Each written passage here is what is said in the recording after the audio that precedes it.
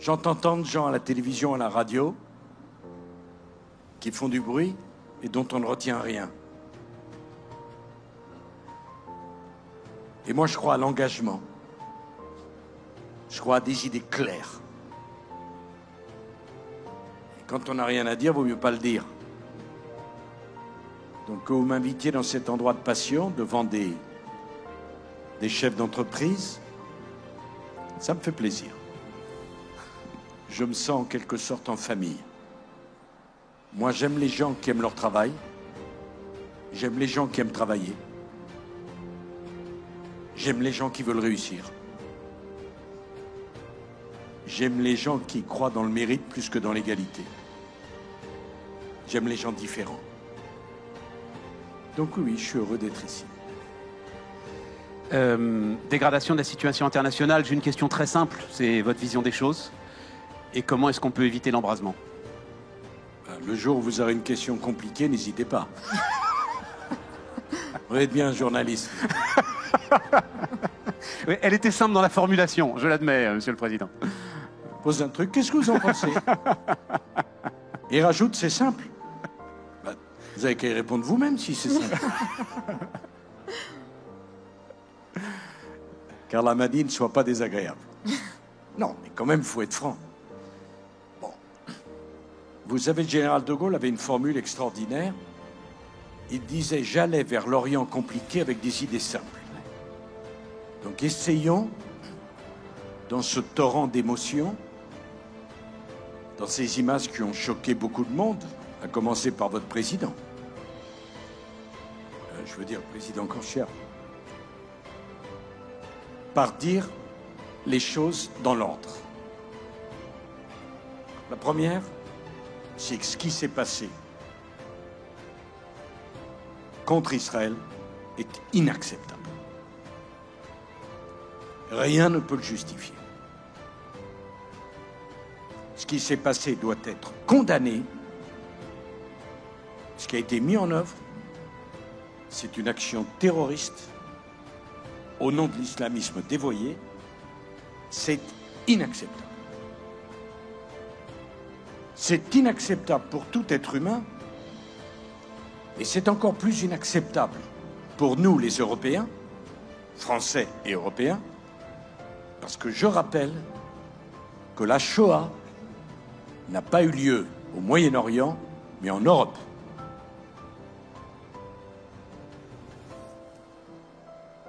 Et que les 5 millions de Juifs, les pogroms, les camps de la mort,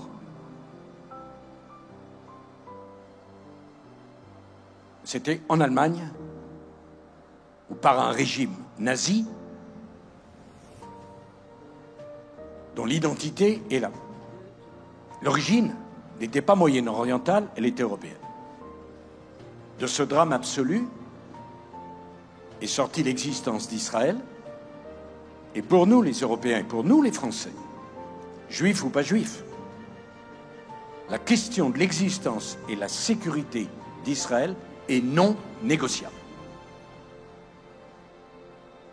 Parce que le XXe siècle n'a pas donné cette horreur pour que ça recommence, d'une manière ou d'une autre. La deuxième chose, c'est qu'il y a un agresseur, qui est le Hamas, et une victime, des victimes, qui sont ces familles ravagées par la violence barbare, qui ont subi un sort inacceptable. Et franchement, quand on voit ça, ça donne pas confiance dans l'humanité. Je rappelle qu'on est au XXIe siècle. C'est pas la peine de regarder le Moyen-Âge avec commisération si c'est pour voir ça. La troisième chose, il faut tout faire pour sortir les otages de la situation dans laquelle ils se trouvent. Parce que chaque vie humaine compte. Je vous rappelle que la France s'était beaucoup battue pour que le soldat Shalit sorte vivant. Il est resté 5 ans en prison à Gaza. Et j'avais déclaré en tant que président de la République que Shalit était français puisqu'il avait la double nationalité et que si le Hamas touchait un Français, Shalit, c'est la France qui rentrait dans la bagarre.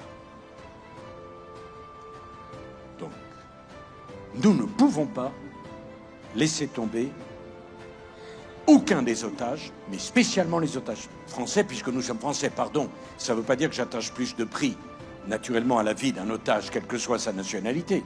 Mais en l'occurrence, on est français. Et de la même façon qu'on est arrivé à sortir Shalit, il faut arriver. J'avais reçu son père, j'ai reçu Gilad aussi. C'est pas de la géopolitique, c'est de l'humanité. Enfin, je veux réaffirmer, comme je l'avais fait à propos de l'Ukraine et de la Russie, que la solution n'est jamais dans la violence qui répond à la violence, dans la vengeance qui répond à l'agression, ou dans l'escalade qui ne peut conduire qu'à davantage de drames. Et je voudrais redire que je crois dans une solution politique et qu'à un moment donné, quoi que vous le vouliez, quoi que vous pensiez aujourd'hui dans l'émotion, il faudra recommencer à parler. Je voudrais vous faire réfléchir à une chose. Ce qu'ont fait, ce qu'ont été capables de faire les Français, les Allemands, après tant de drames, parce qu'entre Louis XIV et 1945, on a été en guerre quasiment tous les 30 ans. On parle des 2 conflits mondiaux, on oublie celui de 1870, qui était aussi un conflit mondial. Des génies, vous m'entendez, des génies ont imposé la réconciliation franco-allemande. Moi, j'ai été élevé par mon grand-père que j'adorais. Et je sais comment on appelait les Allemands chez moi. C'était pas flatteur. Mais quand ils ont fait la réconciliation, mon grand-père l'a accepté. Et depuis 1945, on est en paix. Ce qu'on a été capable de faire, il faudra le faire. Il faudra que les Ukrainiens et les Russes se parlent, et il faudra que les Palestiniens et les Israéliens se parlent. Je sais que dire cela aujourd'hui, ça peut choquer. C'est la seule voie raisonnable. Et quand j'entends dire que la politique des 2 États, je veux dire l'État juif et l'État palestinien, c'est fini, je me dis, est-ce que ceux qui disent ça réfléchissent? Est-ce qu'ils réfléchissent? Si vous vous mettez au bord de la Lune et que vous regardez l'histoire, les Juifs et les Arabes ont vécu ensemble pendant des siècles et des siècles. Il faudra bien trouver une solution politique. Et tout n'est pas dans la vengeance et dans la revanche. Même si il y a un agresseur, le Hamas, une victime, Israël. Même si le Hamas, c'est une organisation terroriste, il faudra bien que Israël et les Palestiniens trouvent un chemin pour vivre à côté, ensemble. Et moi, je crois à la diversité du Moyen-Orient. Et je ne me résous pas à cette pureté ethnique qui n'est pas pure et qui est folle, où les sunnites et les chiites ne peuvent plus supporter, où les chrétiens sont pourchassés, et où des insensés voudraient rayer de la carte Israël, ce que nous ne pouvons accepter. La voie de sortie, elle ne pourra être que politique et diplomatique. Le corollaire, Monsieur le Président, c'est le maintien.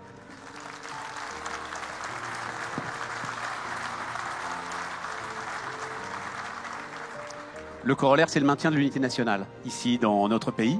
Le président de la République a exprimé son inquiétude à ce sujet. Est-ce que vous partagez cette inquiétude?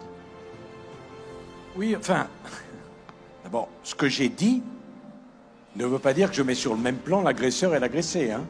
Ouais, je crois qu'on l'a bien compris. Oui, c'était assez clair. Ouais, c'était votre question, c'est ma réponse. Ouais. Alors, je me méfie toujours un peu des grands mots. Vous savez, quand votre fille ou votre fils ne réussit pas à l'école, le prof convoque la famille et commence toujours comme ça. Votre fille est super intelligente. Bon, vous me dites quel est le problème. Parce que s'il n'y a pas de problème, on dit il est premier. En général, on ne va pas vous voir. Si ça veut dire l'unité, si c'est un grand mot derrière lequel on ne met rien, d'abord, pour moi, ce qui est important, c'est est-ce qu'on est d'accord sur ce qu'est l'identité nationale culturelle française. On a une histoire, on a des valeurs. Et il faut respecter cette histoire, ces valeurs et cette identité. On est un vieux pays qui vient de loin, qui a des racines judéo-chrétiennes. Dire ça, ce n'est exclure personne, c'est rappeler des choses.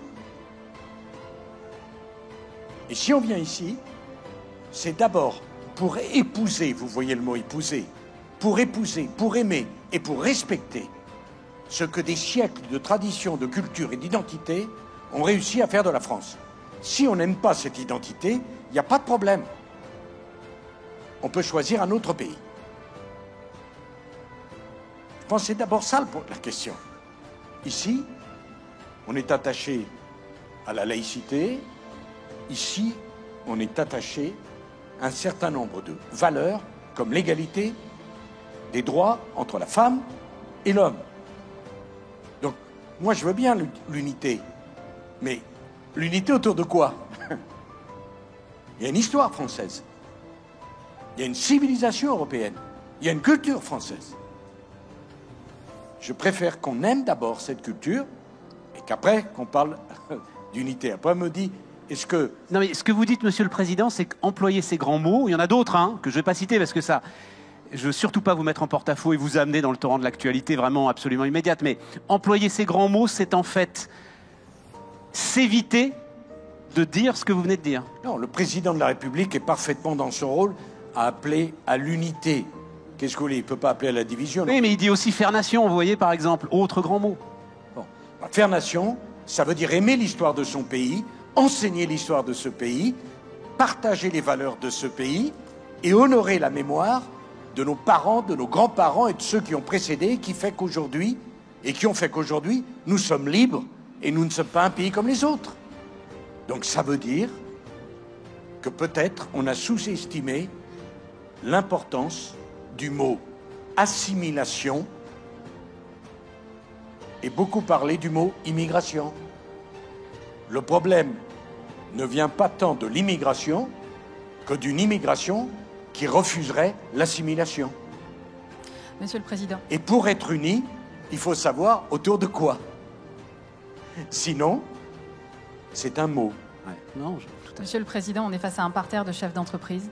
Ils se demandent tous, je crois, quel rôle, eux, à leur échelle, ils peuvent jouer dans la défense des valeurs dont vous parlez, dans cette assimilation dont vous parlez, dans cette unité nationale dont parle le président Macron.